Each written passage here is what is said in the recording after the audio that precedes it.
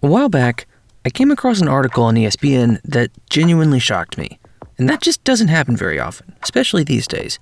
But in this article, which was reported by Adam Schefter, were details of a presentation given by the league at the NFL owners' meetings in Dallas, which is where the owners of all 32 NFL teams get together to talk about rich people stuff, I guess? Islands they own?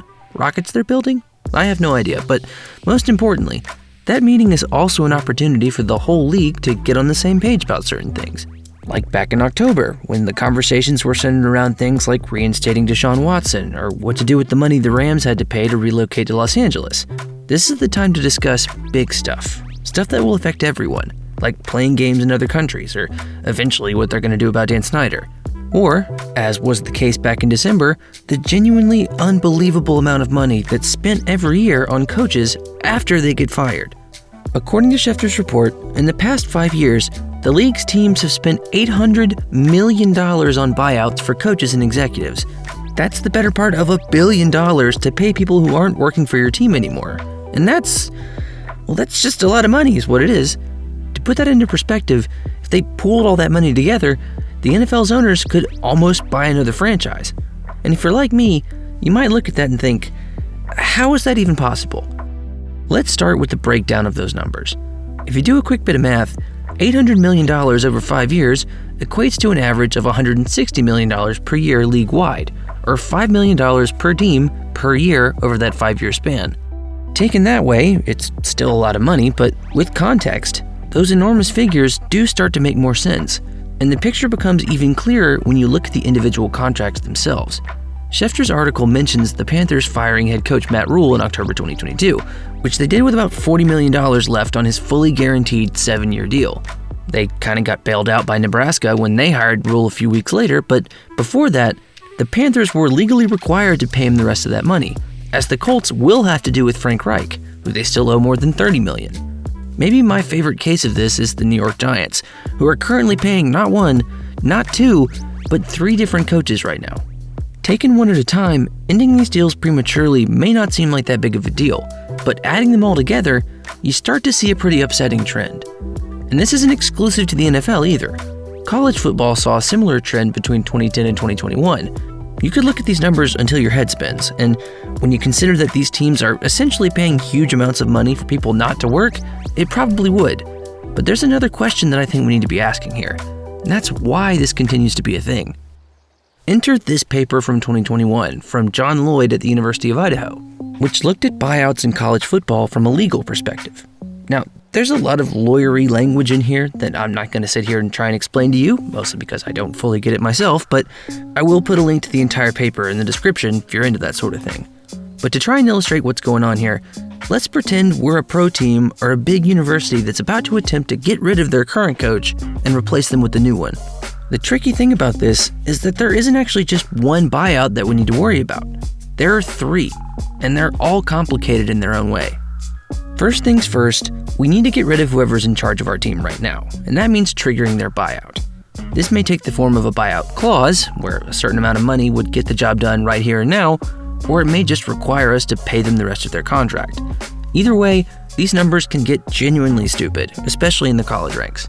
I'm not saying they would do this, because they obviously just had a great season, but if Michigan wanted to fire Jim Harbaugh right now, they would still owe him the nearly $30 million that are left on his current contract.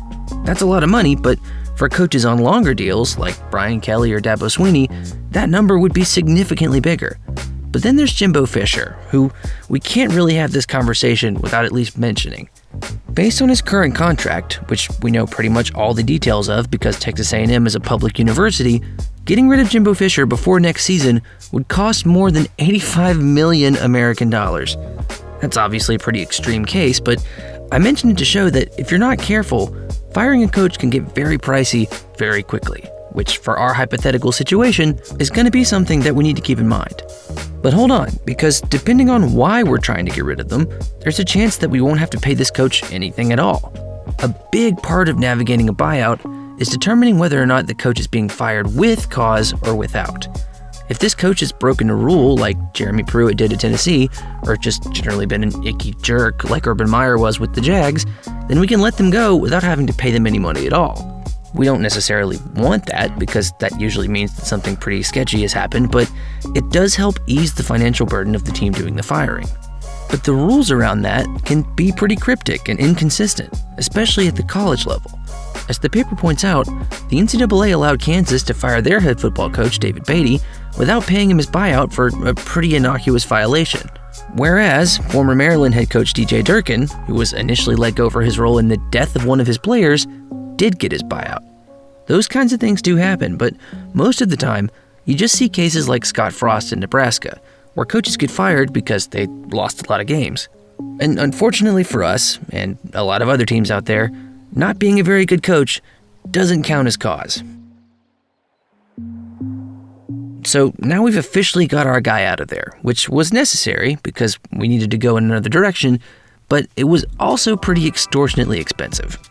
In 2020, the average head coach salary in the top division of college football was $2.7 million, and out of the listed salaries for NFL coaches, the lowest was close to $4 million. So it's safe to say that if this guy had a few years left on his deal, we're pretty comfortably looking at an 8-figure buyout already. But the fun is just getting started, because now we have to see if we need to pay a buyout for the guy we want to hire on top of what we spent already. And if it's somebody good, there's a good chance that that number is going to be uncomfortably large. A lot has been made of how much money the Panthers were willing to cough up to get rid of Matt Rhule, but they also had to pay Baylor about $6 million to hire him in the first place. NFL coaching contracts are fully guaranteed, so it doesn't work quite the same way, but to get a college coach like Ryan Day or Kirby Smart or even a guy like Indiana's Tom Allen out of their contract, you're easily looking at another $4, $5, even $6 million. Is your head hurting yet? Because mine kind of is. We've got our guy now, which is great, but now we've got to try and figure out what kind of buyout we want to put in his contract. His agent will inevitably have something to say about that, but there's a lot of strategy in both directions as to what that number actually ends up being. Set it too low, and you end up making it too easy for someone to hire your coach away, like what happened with Auburn and Brian Harsin. Set it too high, and you're on the hook for a whole lot of dead money, like what also happened with Auburn and Brian Harsin. If you're a smaller school, you can use the coach's buyout as a kind of insurance policy in case a bigger school wants to come and try and lure him away. When Wisconsin hired Luke Fickell in November 2022, they paid Cincinnati $3.5 million to be able to do that, which Cincinnati can then use to hire the next guy, who, if everything goes well, will be able to repeat that same process a few years down the line. In that sense, buyouts can be a pretty key step towards the long-term sustainability of a program, but they can also just as easily become an albatross. The security that comes with a lot of guaranteed money is a huge recruiting tool when you're hiring a coach, both at the collegiate and pro level. If you've got a bunch of teams after you, but one is offering you not only more money, but along with that, a smaller chance of them being able to fire you, it makes sense that that would be pretty attractive. Not being fired is generally a good thing for coaches. To a certain extent, teams have to play the game a little in terms of what they offer, because that can be the difference between getting their guy and not. A long-term contract with big commitments means that you're not going anywhere anytime soon, and knowing that you're not going anywhere anytime soon makes it easier to pitch your situation to free agents or recruits, and just generally allows a coach to focus on doing their job without worrying about their future. It makes sense why these clauses exist and why coaching contracts keep getting more and more lucrative. This is the game now, and teams have to play it to stay competitive. But that doesn't change the fact that the amount of dead money in the game right now, which in some cases is being spent on people who haven't worked for the team for years, has genuinely gotten out of hand. One question that I think you've got to ask here is who's picking up the tab for these buyouts?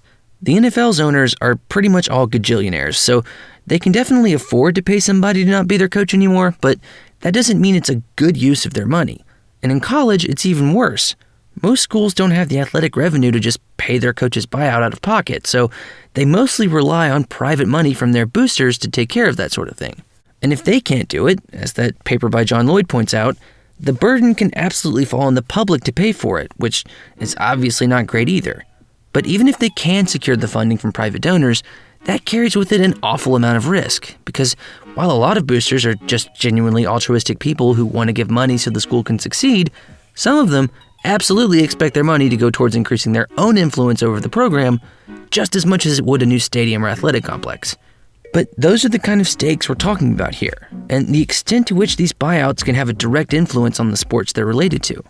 And all of this is relevant because the NFL season is about to come to an end, and Black Monday, one of the most dreaded days on the entire football calendar for coaches and their staffs, is right around the corner.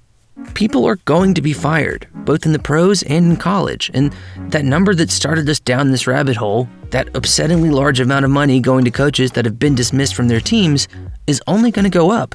You have every right as a fan to feel however you want to feel, but while you're clamoring for your team to fire that coach you don't like, just remember that doing so can be incredibly expensive and could end up holding the team back financially for years. We've got to figure this out because this phenomenon isn't going away anytime soon. One Yahoo report showed that not even the global pandemic was enough to stop teams from spending a ton of money in a recession to fire their coach. Money is flowing out of these teams directly down the drain at an alarming rate, and doesn't look like it's showing any signs of slowing down. But I don't like to point out a problem without also coming forward with a potential solution. So here's how I think we take steps towards fixing this.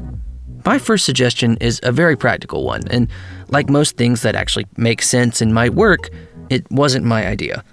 This plan comes straight from the pages of that paper from the University of Idaho, and it's to place what the author calls a percentage cap on a coach's buyout based on how many years are left on their deal. For every year that a coach has remaining on their contract, it would get a smaller percentage of their contract's remaining total value. Not only would that be less expensive, but it would also further incentivize performance. So, in theory, everybody wins. But at a more philosophical level, I think we're going to see teams in college and the pros clue into this and start waiting longer to get rid of their coaches, and being more careful about who they want to hire. If there's one thing that NFL owners don't like to do, it's waste money, and there's an awful lot of that happening right now. And surely these boosters at places like Auburn and Texas, even the ones who pushed for the coaches to get canned in the first place, can't be all that happy about using their money on firing coaches instead of building new facilities or creating a robust NIL collective. And let me be clear, this isn't a case of poor, pitiful owners and boosters. They're the ones who created this ridiculously lucrative system that's led to ridiculously expensive contracts. They've made their bed and now they've got to lie in it, and for the sake of it all not falling apart, that means they need to get better at planning for the future. This should be best practice all the time, but especially now that the financial stakes are so high, more thought has got to be put into the hiring and firing of coaches. There's not really any more room for a flavor of the month hire or an impulsive decision from the front office or athletic department to let someone go. The people making these choices have got to get smarter about how they do that. Otherwise, being a fired head coach will continue to be one of the most lucrative jobs out there.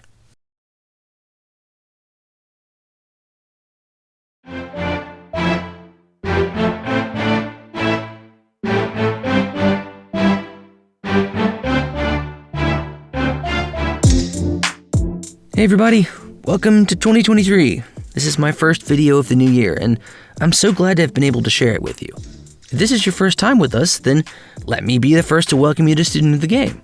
I'm Will, and this is my channel where we make video essays about sports psychology and culture. That means anything from figuring out how a great team gets built, to what makes a particular athlete great mentally or physically, to stuff like today, where we look at something in sports that doesn't seem to make sense on the surface. I can't always explain exactly what's going on, but I'll give it my best shot.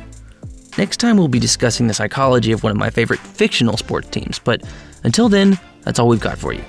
See you guys next time.